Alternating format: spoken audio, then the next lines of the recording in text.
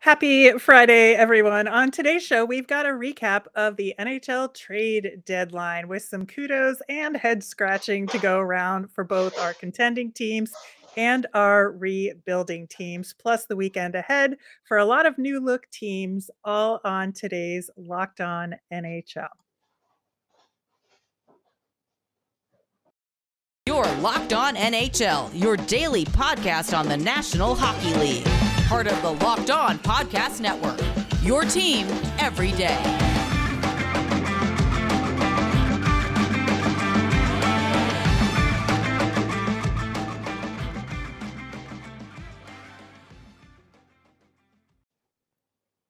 Hello and welcome to the Locked On NHL podcast for Friday, March 3rd. I'm Rachel Donner from Locked On Flyers. I'm on Twitter at rmiriam. I'm here each and every Friday with Gil Martin of Locked On Islanders. You can find him on Twitter at IceWarsNYR, VSNYI.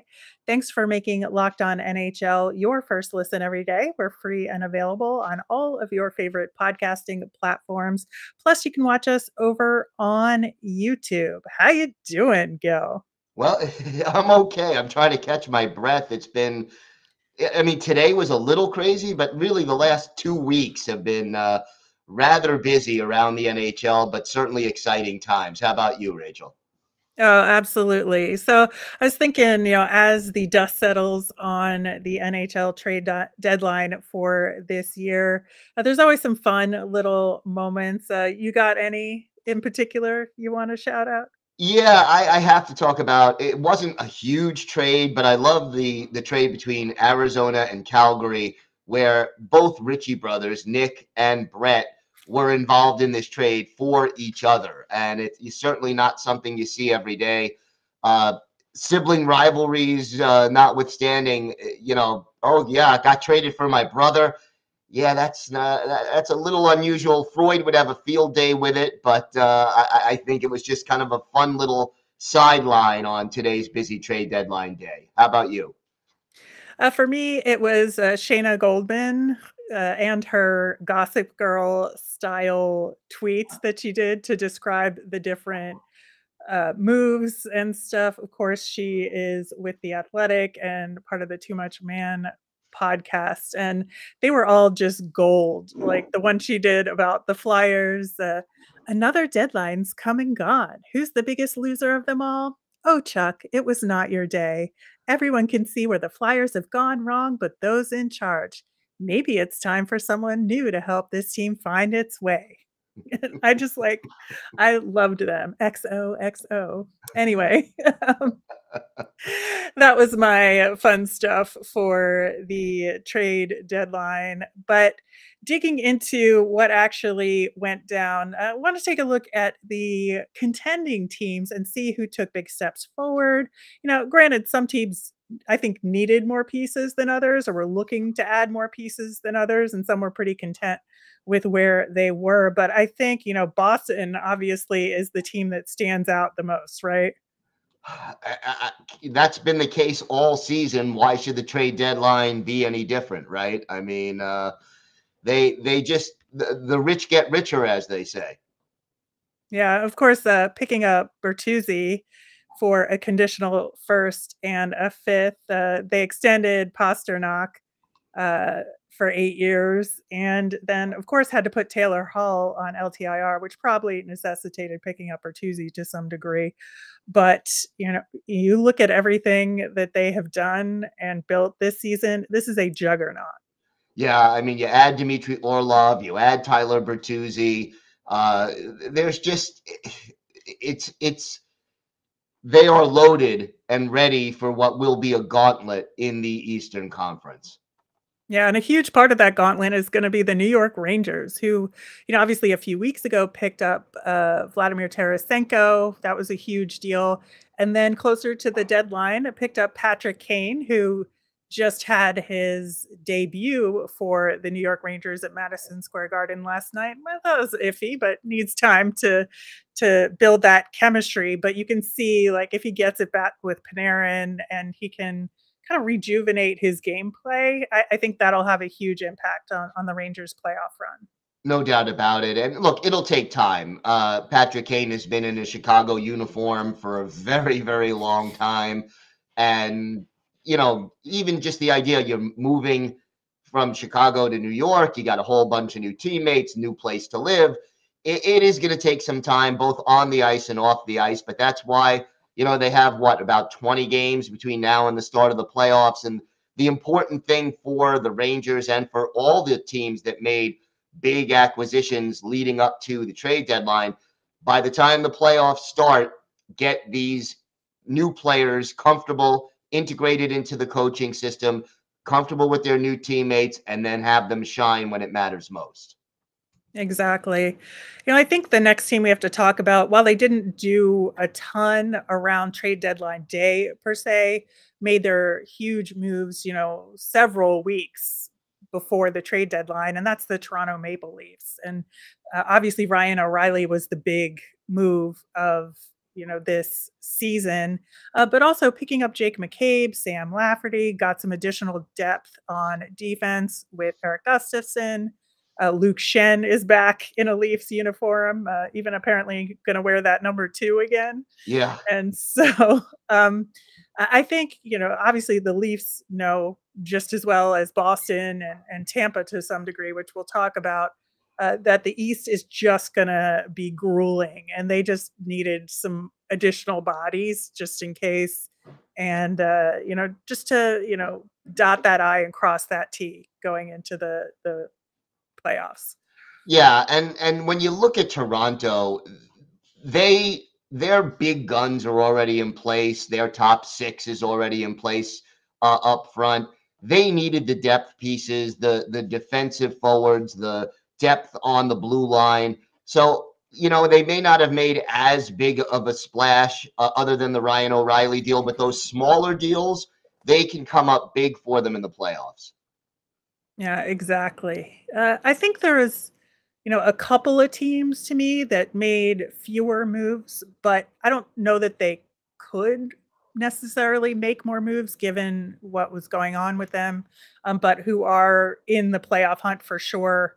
And that's the Edmonton Oilers and Carolina Hurricanes. And starting with Edmonton, of course, Matthias Ekholm was the bigger ish deal, but they really made a decision to kind of sit on their goaltending, that they weren't going to make any changes, which is a risk for them. But, I think that at some point, like, you got to go with what you got. Yeah, I mean that's what they're going to do. But I like Ekholm. I mean, again, not the kind of deal that's going to make massive headlines across the, Canada and the United States, but a player who does help address some of their biggest weaknesses. And so a smart move right there. Yeah, I think so too. And then with Carolina, I think that, they're in real solid shape. And I think that with the spotlight really on the Bruins and then what the Leafs are doing, and are the Lightning gonna make another run, the Metro division is kind of, a little bit in the background, despite being pretty strong with, Carolina and Jersey, I think. Not really doing a ton on trade deadline day. Obviously, New Jersey made some big moves, right? No question. So I think that they're the other team that's contending, that I think had a really good trade deadline, especially, picking up Timo Meier. But Carolina didn't really need to do much. They're pretty content with what they have. So they pick up Shane Gostisbehere from the Yotes. And then, they took on Jesse Puljujarvi as kind of a reclamation project from the Oilers. Yeah. And again, they're a well-rounded team. They're a deep team. So you make a couple of little tweaks, add a little depth, and get ready for the playoffs. And one advantage to that is they don't have to worry about chemistry as much coming down the stretch. I mean, their team is cohesive. They're together, and barring major injuries, they should be ready to go when the puck drops in the middle of April. Yeah. Just curious what you think about the Minnesota Wild, because they're a team that is closer to borderline playoffs versus solidly in it, but they made a significant number of moves. They did. And they were very busy. They were probably the busiest team on actual deadline day. And, I mean, the moves they made were for the most part small, but the West is a little bit different because there are so many teams that are kind of fighting for playoff spots. And I mean, I think Bill Guerin was smart, but not overly ambitious. That's how I would put it. Yeah, and the Klingberg pickup, I think, was real solid. Yes. Not a very high risk either. No, not at all. So I think that put them in a slightly better position moving forward. Still some questions about Calgary and Seattle, who didn't do much. Yeah, I mean, not surprised with Seattle, really, because this is only their second year of existence. They are, for the most part, a younger team. I don't think it would have made a lot of sense in their long-term plan to be trading away prospects or picks or young players. Anything they do this year is kind of a bonus. I think they make the playoffs. If they win a round or two, that's a bonus even on top of that. But at this stage in their development, I think it made sense. Calgary was a little tougher to decipher. What did you think about their situation? Yeah, it was a little, concerning to me just because it feels like they've been up and down all season long. We've certainly been talking about it. And, as of this recording, they're just out of the wild card. And so are they really just throwing in the towel now and figuring this isn't going to be our year? And they weren't willing to give up a lot of assets in order to make a run. That's something, Calgary fans have got to be thinking about at this point. Yeah, I mean, I guess their losing streak came at the wrong time. And maybe they just didn't want to trade from weakness at this point and didn't feel like they can get the deal they wanted. But yeah, I'm a little confused by the lack of action there. Yeah. All right. We are going to continue our discussion and switch over to some other borderline teams, but also the rebuilding teams. How did they do? Coming up next. But first, today's episode is brought to you by Built Bar. If you're looking for a delicious treat but don't want all the fat and calories, then you've got to try a Built Bar. What makes Built Bar so good? Well, for starters, they are all covered in 100% real chocolate. That's right, real chocolate. And check out these flavors. I mean, you got peanut butter brownie, coconut almond, churro, my personal favorite, cookies and cream. And the macros are outstanding. Only 130 calories and 4 grams of sugar per bar, but they pack a whopping 17 grams of protein. Now, you can still go to built.com and have a box, order it, have it sent directly to your door. But now you could also go to your local Sam's Club or Walmart and pick up a box right away. So you got a lot of options right now to check out Built Bar, the protein bar that tastes like a candy bar. You can go to built.com, Sam's Club, Walmart, and yes, you can thank me later. All right, Gil. So talking about some of the other teams, I think the one contending team we haven't mentioned so far is the Pittsburgh Penguins. And as we know, our colleague over at Locked On Penguins, Hunter Hodes, is beside himself with what Ron Hextall has put together over there this trade deadline. And I'm just like secretly here laughing at it because as a Flyers person who covers that team, I certainly know what Ron Hextall is capable of. Yeah, and I know he was shaking his head, wasn't thrilled with the Granlund trade, and they didn't go big, but they didn't necessarily go smart either.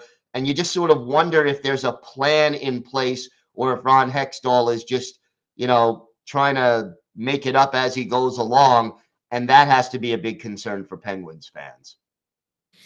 It really does. Getting Nick Bonino back, like, okay, that's nice for sentimental reasons, but how much does that add to the team from a skill perspective, especially at this point in his career?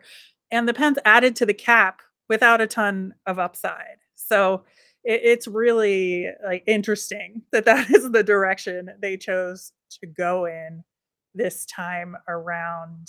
Other than that, in the better teams category, I would say your Isles were a bit of a head scratcher.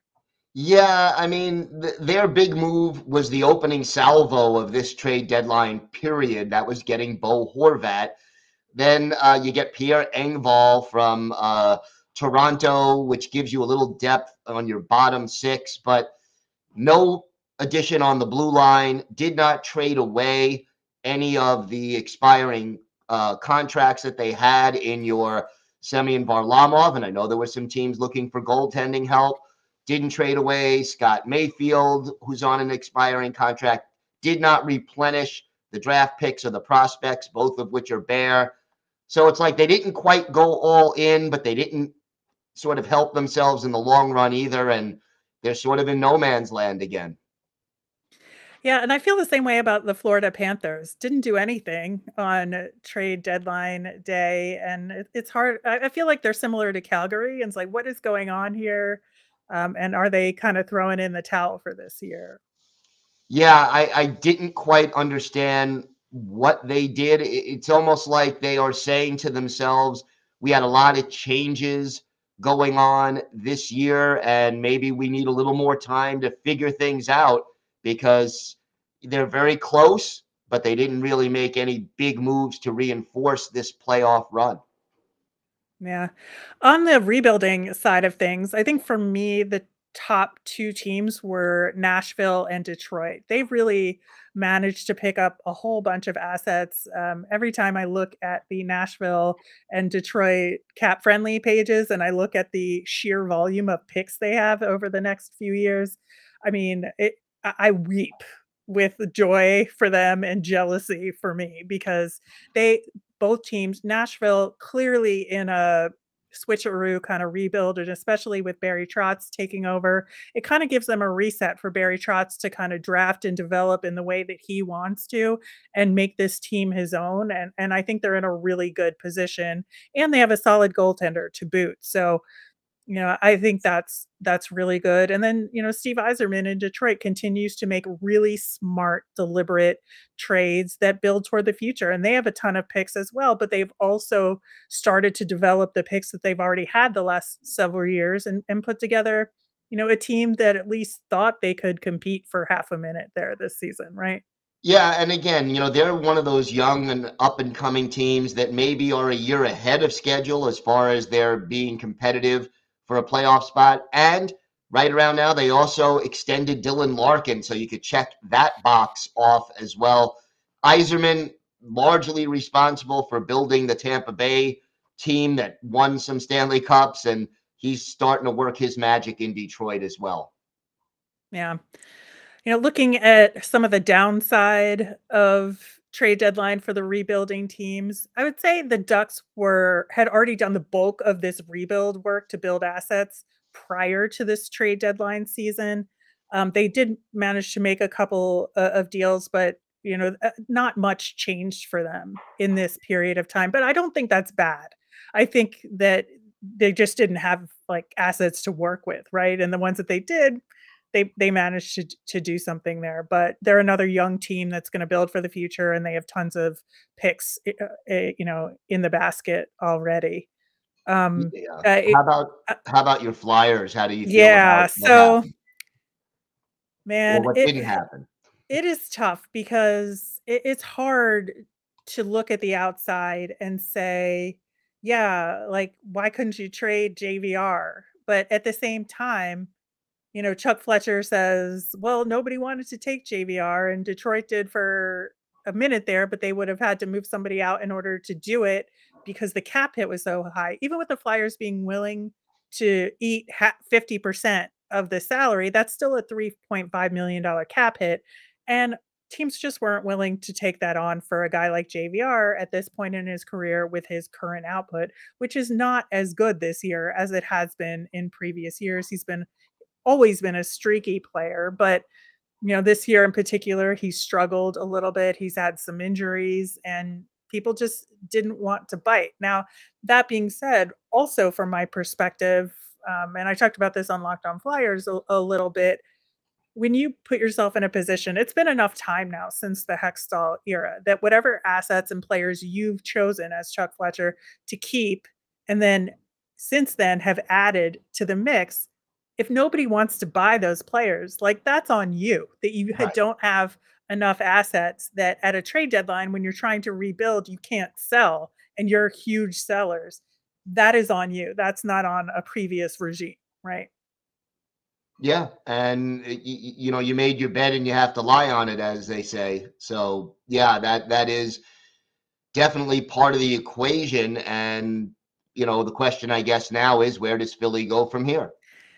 It is a very good question, and, honestly, I don't know because it seems like they're at this, standstill with being able to make deals. Now, one thing Chuck Fletcher did say is that, he had some conversations on some other players, that were on non-expiring contracts that he just wanted to table for now and reconsider in the off season, which it's fair, but it's a choice and another choice you have to live with and see, if you can make some deals that make sense for the team in the off season on some of those guys. But yeah, it's going to be a rough road ahead, and Chuck Fletcher's future with the team is less than certain, I would say. A little shaky right now. Yeah. The last team I want to talk about is the Arizona Coyotes because while you can say, "Oh, great job, Arizona, you have 87 billion picks in the queue," but the problem is they've had a lot of picks for a long time now and haven't been able to, or at least a couple of years, but just haven't like iced a real NHL team in the last several years. And this, Arizona contract dumping ground thing, this act is starting to get a little tired, don't you think? If I'm a Coyotes fan, yeah, it gets frustrating. And I think the other thing is that the Coyotes overplayed their hand with Chikrin, didn't get the return they were hoping to get. I kind of feel like if they would have made the deal a few days or a week earlier, they might have been able to get more for Chikrin than what they ultimately got. Yeah, and obviously, like, it's a perfect landing for him in Ottawa. The deal was great for Ottawa. We didn't even talk about the Sens, but, they actually beat the Rangers last night in Patrick Kane's debut and very nicely, I must say. I watched that game and, it was I think that team is Ottawa's coming together well and is on the up, and I think they know what they are, and they're looking toward the future with, 0 expectations right now. They know where they are right now. Yeah, if I'm a Senators fan, I am excited about the future. And I think Mhm. what they did at the trade deadline only reinforces that. Exactly. Any other teams you wanna touch on? No, I think we've covered the gauntlets pretty much. And how about Pretty you? much. Yeah, I think that's where we'll at. We do have some weekend games to get to talk about, and we will do that coming up next. Today's episode is brought to you by Indeed. If you don't have players on the field or the ice with the right skills, whether it's breakaway speed or elite playmaking ability, you're going to have a tough time winning, and the same goes for your business. Indeed is a fast, simple way to make sure you're hiring MVPs. Instead of spending hours on multiple job sites hoping to find candidates with the right skills, you need one powerful hiring partner that can help you do it all. One of the things I love about Indeed is that it makes hiring all in one place so easy. They partner with you on every step of the hiring process. You can find great talent through time-saving tools like Indeed Instant Match, assessments, and virtual interviews. With Instant Match, over 90% of employers get quality candidates as soon as they sponsor their job post, according to Indeed data. With Instant Match, candidates are 3 times more likely to apply to your job than candidates who only see it in search. So start hiring right now with a $75 sponsored job credit to upgrade your job post at indeed.com/locked on. Offer valid through March 31st. That's indeed.com/locked on to claim your $75 credit before March 31st. Terms and conditions apply. Need to hire? You need Indeed. Gil, we've got a full slate of games ahead this weekend. And, the trade deadline is now passed and the schedule keeps trucking. Not going to focus too much on the Friday games relative to your listening, but there is a late game I want to talk about for Friday night, and that's the New Jersey Devils at Vegas Golden Knights. Yeah, That should be a big matchup and a good litmus test for both of these teams. absolutely. And, the Devils making the big splash with Timo Meier. Jonathan Quick, now a member of the Vegas Golden Knights. And, things are so tight for Vegas in that division. The Devils pretty much know they're facing the Rangers in the first round of the playoffs. They've got to get ready and integrate Meier into the lineup. Should be a very good game for those of us on the East Coast who are up late. Yeah, I'm not sure that Quick gets the job in Vegas No. as the top goaltender, but it's good that he has at least a home that's making a playoff run, much like the LA Kings were. And then we've got a couple of, or more than a couple of good afternoon matchups. Tampa at Buffalo. I really think this Detroit at Islanders matchup is going to be really interesting because the Islanders, like you said, are sort of teetering on, are they contenders or aren't they? Detroit is the team on the move that we just praised for their trade deadline. And this is a really, I think, fun look at what, the upside and potential downside of the NHL is right now. Yeah, and two teams that are in that wild card hunt in the Eastern Conference, so it's a very big 2 points. And for either team, winning in regulation becomes even more important. You don't want to give up that loser point. Yeah, the big game of the day, though, has to be the New York Rangers against the Boston Bruins up in Boston. That'll be Patrick Kane's first game as a Ranger up in Boston, and it's a whole different experience in that town when you're coming in as more of a rival. And with Boston, again, being the juggernaut that they have been, I am very much looking forward to this one. That is going to be a great hockey game. It's televised nationally in the United States on ABC. And, for Patrick Kane, could there be a tougher place to have your first game than in Boston against this Bruins team? Should be a good one. Yeah, I almost heard that as, could there be a tougher place? Speaking of tough places, Colorado is at Dallas as well. Yeah, that should be a good game. And Colorado quietly moving up the standings in that division. And I never count this team out, and they're only going to get healthier down the stretch. Yeah, I think the other two games on Saturday I'd be keeping an eye on would be Edmonton at Winnipeg. Winnipeg trying to hold on and see if they can make the playoffs. And then Minnesota, who we talked about, made some solid trade deadline moves. And Calgary, again, who's trying to hold on. How does this level set the West with those two teams? Yeah, I mean, look, Edmonton, we talked about some of the moves they made. Winnipeg fighting for playoff position in that Central Division. And then for Calgary, you look ahead to this game, it's almost a must-win game. They almost have to beat Minnesota to keep their playoff hopes alive. They're at home, which certainly helps, and it should be a good one. Yeah. Sunday, I think the big game is Tampa at Carolina. That should be pretty fun. And then for me, it'll be entertaining because Detroit is playing at Philadelphia on Sunday, and the trade that wasn't with JVR will be the backdrop for that one. Yeah, that the almost trade gonna come right into focus. And then I guess the late game that I have my eyes on is Seattle in Colorado. Big game between two contending Western Conference teams. Yep. That should be a good one as well. That will do it for today's show. Thanks so much for listening. Gil will be back Monday with his show checking in on NHL teams with hosts from around the league.